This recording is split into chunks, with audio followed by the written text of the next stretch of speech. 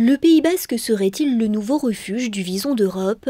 L'un des 250 spécimens présents en France a été aperçu récemment du côté de Bayonne. La dernière apparition du vison d'Europe dans les Pyrénées-Atlantiques remontait à 2004. L'animal a été pris au piège lors d'une campagne de capture de visons d'Amérique menée périodiquement. Si ce dernier prolifère dans la région, le vison d'Europe est lui en danger d'extinction.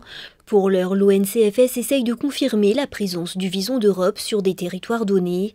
Ainsi, au Pays Basque, 10 cages camouflées de branchages ont été disséminées sur un périmètre de 3 km. 2500 personnes ont visité le Muséum d'histoire naturelle de Bordeaux hier, le jour de sa réouverture. Un événement qui a déplacé la foule. Il faut dire que le muséum est resté fermé pendant 10 ans pour être rénové et agrandi. Près de 3500 spécimens sont actuellement présentés et des bornes interactives permettent aux visiteurs d'en apprendre davantage sur les espèces exposées.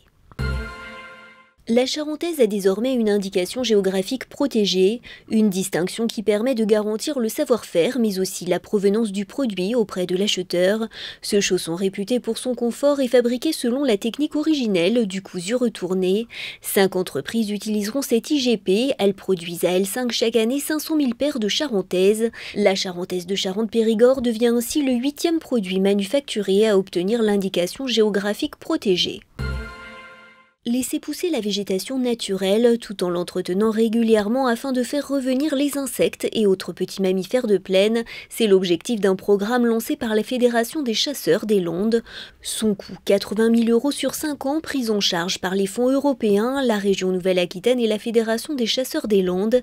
Des élèves de l'école d'Orsarieux ont ainsi aidé à planter une double haie, l'occasion pour eux d'acquérir de nombreuses connaissances autour de la biodiversité. Une prochaine haie sera plantée le 15 avril prochain.